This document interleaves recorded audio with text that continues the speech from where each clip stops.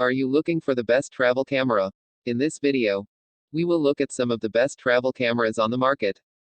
Before we get started with our video, we have included links in the description, so make sure you check those out to see which one is in your budget range. Number 1. Here is Sony's first beginner-oriented, entry-level full-frame mirrorless camera, the Sony A7C. It's a great camera, I'll tell you that right now, but there are also some significant qualms I have that make me hesitant to recommend it compared to some of the other cameras available today. Indeed, full-frame mirrorless cameras are becoming increasingly common now, with Canon, Nikon, Sony, Panasonic, and Sigma all having competition priced at under $2,000. In a previous article, I compared the three newest cameras, including the A7C, $1,798 plus the Nikon Z5, $1,296, and the Panasonic S5, $1,997. Believe it or not, but to be totally honest, spoiler alert, the Sony A7C wasn't the hands-down winner. The market is getting that competitive. Sony's mirrorless technology does have advantages, but let me just put it this way, and let me know if it makes sense. Sony definitely did not make an A5 to compete directly with the Panasonic, Nikon 5s. They made the A7C, and I'm inclined to assume that the C stands for consumer. Sony is smart though, and the A7C makes that clear. The camera's strengths are exactly the types of features that will be attractive to any beginner, consumer, or even serious, experienced hobbyist.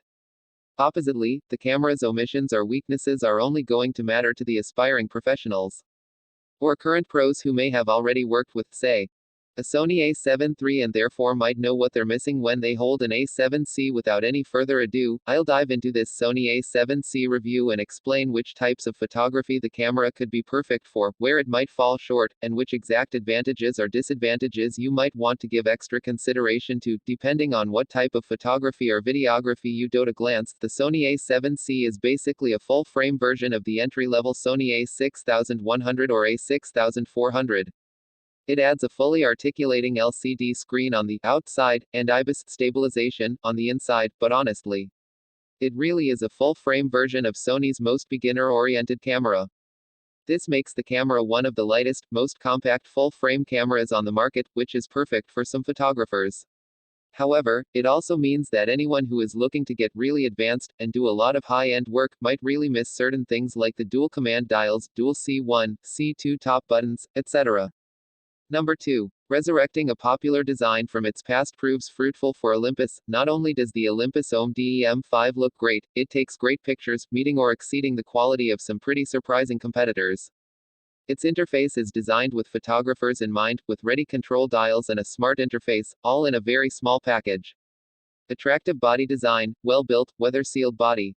Excellent image quality, excellent image stabilization. Very fast autofocus, exposure compensation, dial changes easily. Small buttons, no in-camera chromatic aberration correction. Bundled flash is weak, video compression artifacts with rapidly moving subjects. Body-only pricing for the Olympus EM5 starts around $1,000, with availability from April 2012. Two body colors are available, black and silver. In addition to the body-only kit, there are also two kits including lenses. The black version of the EM5 body in M Zuiko Digital 14-42mm f3.5-5.62R lens costs about $1,100. Alternatively, a black version of the M Zuiko Digital ED 12-50mm f3.5-6.3 EZ lens is available with either the black or silver EM5 body, for $1,300. Raising the excitement around its Micro Four Thirds cameras, Olympus added a new branch to the line with the OM-DEM5. Once again, Olympus resurrected both the name and appearance of a successful camera line from the company's past to appeal to the sense of nostalgia we're seeing return to the digital camera space. The new digital camera upgrades the sensor to 16 megapixels and includes a built-in electronic viewfinder, both firsts for an Olympus badged MFT camera. Available in both black and silver starting April 2012, the new camera is also somewhat pricey, starting at $1,000 body only, $1,100 with a standard 14-42mm lens, and $1,300 with the unique 12-50mm f3.5-6.3 EZ lens pictured at right. Though the viewfinder housing is shaped like a pentaprism, there is no pentaprism underneath. Many might cry foul over this choice, but it makes sense. Rather than make their camera look like a modern, smooth molded plastic camera, they pulled from their own past, returning to an easily recognizable form.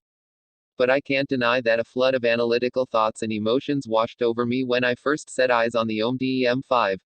Was I impressed or put off? Did they hit the right notes? Is it too similar or not similar enough to the old OM line? Am I overanalyzing and underappreciating because I'm afraid I'm a little too fond of bringing back the old camera forms? Number 3. The Fujifilm X-T30 is just a slight update to one of our highest rated cameras. Fuji could have done more, but it still remains one of our favorite affordable interchangeable lens. Fujifilm X-T30, $899.95 body, is a modest update to the original X-T30, a compact mirrorless camera that appealed to both budding photogs and enthusiasts. The new edition features upgraded memory that unlocks support for a few new imaging processing features, but, otherwise, it's the same camera that earned our Editor's Choice and Best of the Year awards back in 2019. The X-T30 isn't as groundbreaking as its predecessor because the landscape is more competitive now, but it's still among the best you can get for the price and worthy of our Editor's Choice Award. A well-populated X-lens system doesn't hurt matters, either. We've got Fujifilm to thank for the retro-style movement in digital cameras. The original X100 opens in a new window, from 2010 turned heads with its 70s-era looks, and subsequent releases have retained that old-school style. The X-T30i's prominent top plate control dials and leatherette wrap make it look like an old film camera from afar, especially if you opt for the two-tone silver and black finish. It's also available in all black. The version we received for evaluation, the X-T30 is slim at about 3.3 by 4.7 by 1.1 inches, HWD, without a lens. It weighs just 13.3 ounces with a battery and memory card loaded. It sports a small hand grip too. It handles best with smaller lenses, so it's worthwhile to step up to the Fujifilm X-S10, $999.95, and its ampler hand grip if you prefer big zooms and wide aperture primes. Fujifilm omits dust and splash protection from this model. If you're an all-weather photog, look at a sealed option like the X-T3 or X-T4 to take advantage of Fujifilm's weather-resistant WR lenses. We're reviewing the body-only configuration of the X-T30, but it's also available with a kit lens, the XC15-45mm f3.5-5.6 power zoom for $999.95 or the XF18-55mm f2.8-4 for $1,299.95. The camera hardware is slightly upgraded compared with the X-T30, but most of the changes are under the hood. A bigger allocation for memory allows for some additional firmware features, for instance. Otherwise, the autofocus system enjoys some updates that bring tracking and eye detection in line with the enthusiast X-T4. The classic negative film simulation is now an option. The 4K video record time is now 30 minutes instead of 10 minutes, and 1080p now goes to 240 fps for slower slow motion. On the outside, the rear LCD sports a higher resolution. This all amounts to an interim update. If you have an X-T30 in good working order, there's little reason to step up to the Mark II. We expect that Fujifilm would have simply rolled out a firmware upgrade and kept the older X-T30 in production if it had enough memory to support the new features, though. Number 4. The Olympus OMD EM10 Mark IV is the entry-level model in the company's DSLR-style lineup of micro four thirds cameras. The pen models, such as the EPL10, are rangefinder style. It's a step up from the beginner-focused E-Place series, offering more controls, better build quality and a broader feature set. It sports a 2.0 4/3 sensor, in-body image stabilization, flip-down touchscreen with a simple interface and 4K video capture. The EM10 IV is available now in 2 kits, in your choice of silver or black, body only with an MSRP of $699 and with the very compact 14-42mm f3.5-5.6 EZ lens for an MSRP of $799. You may be able to find some better deals if you shop around, though the M10 IV has inherited what is likely the very same 2.0 4/3 sensor and TruePic 8 processor as the EM5 Mark III. This sensor has noticeably less noise at high ISOs compared to the older 16-megapixel chip found in previous generations. JPEGs from Olympus cameras have always been pleasant, and the same is true on the EM10 IV, as you can see in our sample gallery. The camera's continuous AF has been reworked using algorithms from the EM1X. These see the camera spend slightly longer checking that it has the correct subject before fine-tuning the focus. This reduces, but doesn't eliminate, instances of the camera locking focus on the background and ignoring your intended subject. Keep in mind that the EM10IV is still using a contrast detect AF system, so there can still be noticeable hunting in some situations as it tries to fine-tune focus. We didn't find it too distracting though, even in 4K video capture. Olympus swapped out the tilting display on the EM10III for one that flips down 180 degrees for taking selfies. Unfortunately, the downward tilting design means the display is either blocked by or potentially even fouled by both tripods and selfie sticks, so framing handheld is your only option.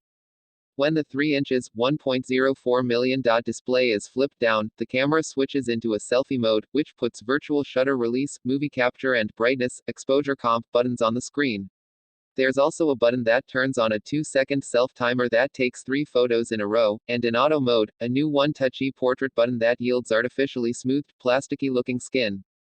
You need a sharp eye to spot the differences between the EM10IV and its predecessor, but they do exist. The front grip has a more pronounced position for your middle finger, which gave us a bit more confidence when holding the camera with heavier lenses. A very subtle change can be found on the rear, between the LCD and buttons. It's a small rubberized strip that gives you a little something to hold onto when you're holding the camera at arm's length taking selfies. A useful addition is USB charging, something that has been missing from lower-end Olympus cameras for far too long. It takes hours to fully charge the battery, but being able to top up on the road is a must-have these days. We wish Olympus still included an external charger, which is now a $60 option. The camera is not compatible with the USB PD standard, so you can't charge it with high-power chargers.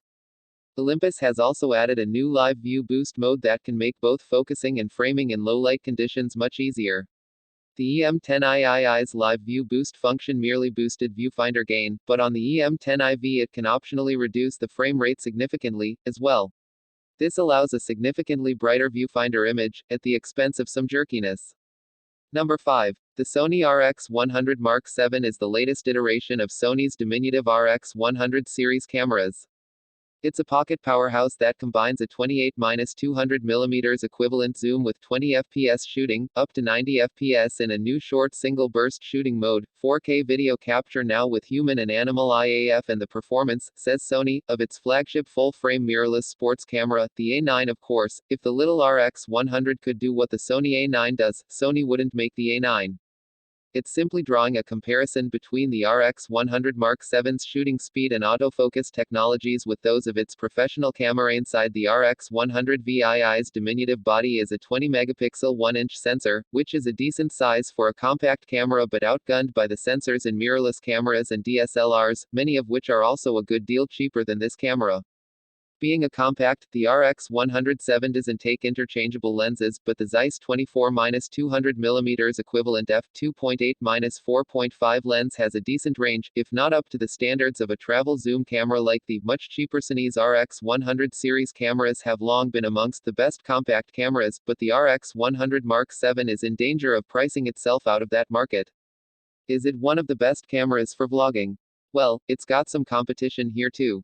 And the best Sony cameras are, arguably, its mirrorless cameras, so the RX100 VII has tough rivals at home too. Newly developed, stacked, sensor works alongside Sony's latest BIONZX image processor to produce the camera's super high-speed shooting capabilities, and the AF system has no fewer than 357 phase detection AF points covering 68% of the frame, together with 425 contrast AF points. The RX100 VII also has Sony's latest real-time tracking AF and real-time IAF for both humans and animals. This does make the RX100 Mark VII a bit of an odd fish. It's the size of a pocket compact camera, with a long-ish zoom lens that might be handy for travel, but it also packs in high-end video capabilities, high-end autofocus and high-speed shooting modes. This pushes the price well north of the $1,000 per £1,000 mark. So who exactly is this camera aimed at? The RX100 VII gives little hint of its power from the outside.